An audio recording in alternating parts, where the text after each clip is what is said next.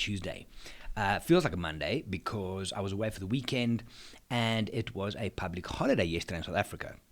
So back at it, very short work week, Tuesday, Wednesday, Thursday, Friday I'm off to Madikwe to host a photo safari. I look forward to that, haven't been there for a while, and Grant, very good friend of mine who manages the lodge, I haven't seen him for a while. Other than that, I've just recorded a quick video that's going to go on the Wild Eye feed for our upcoming US trip. The dates again, if you're in any of these cities, hit me up. 10 to 15 Boston, 15 to 22 Chicago, 22 to 26 New York. That's all in October, so a couple of weeks from now. The main presentation is taking place in Chicago, Nature Photography Masterclass, a Secret Life of Animals 2.0, and I'm doing Upgrade Your Wildlife Photography, giving you some advice of how to make your images look more professional. So, super excited for that. Been reading a lot. In between this weekend, did some photography and shooting with my phone, but the weather was dark and very moody. So I've been reading quite a bit. Just finished a book called The Comfort Crisis. Highly recommended. Michael Easter. Pam, thanks for the recommendation there. I ate that one up. The idea, when was the last time you were bored? Think about it. Whenever we get bored, we go onto this thing and we scroll. So you're never really bored. You're never really at a place where your mind's like, okay, shit, now what? Let me wonder. There's always something. And something that you need to look at this, right? Whenever you open Instagram or Twitter, I'm sure Facebook as well, don't do that much. But if you open it and there's like this short delay and there it is.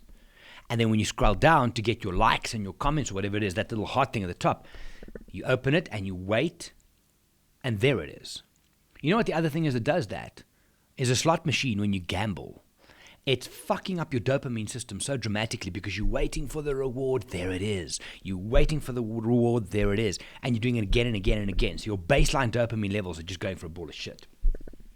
Anyway, I found that interesting. I've been off this device a lot more the last while, and I'm going to get off even more because I see people around me in some of the most incredible situations being on this thing. Presence, man. You need to be present. What else?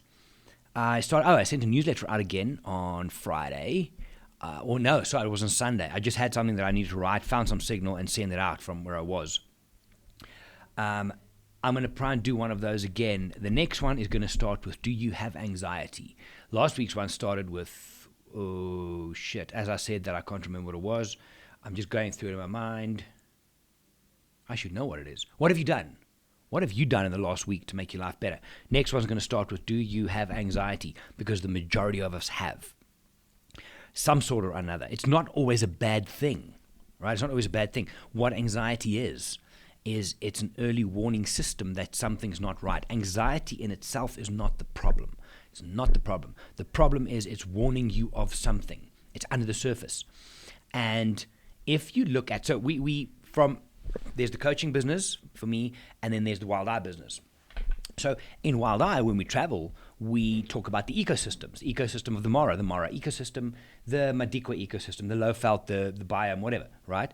In an ecosystem, there's a lot of stuff needed to make it work. So you have got, for example, the type of soil, which affects the type of grass, which affects which type of plants will grow, which affects what kind of bird you have, and insects. That affects what kind of prey species you'll have, general game, that'll affect and so on and so forth, right? How sorted out, how in place, and how healthy, there's the word, how healthy is your ecosystem? Your ecosystem is where you live, who you live with, your relationship, your work, the things that make you happy, how much time you spend in traffic, how much stress you have, how much overthinking you do, how much mental health work you do. It's very important. How much physical health work you do, even more important.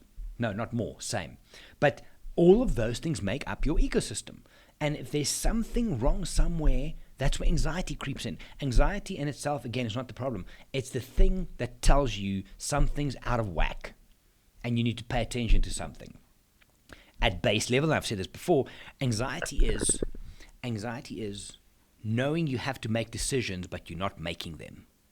but that early warning system in the back of your head is all subconscious, is saying to you, listen, Jerry, something needs to change. This is not good. Something's going to happen, because your body knows, you know.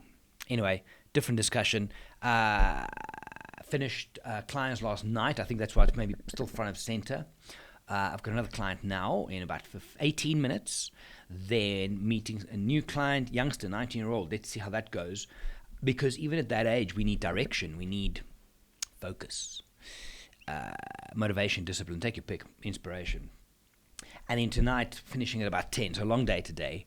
I'm going to say goodbye for now. Again, if you're in the US, hit me up in those dates. Chicago, Boston, New York. And if Johan's are going to be in Atlanta. And I'll be back with more soon. Okay. It's Tuesday, but it feels like a Monday. Bye for now.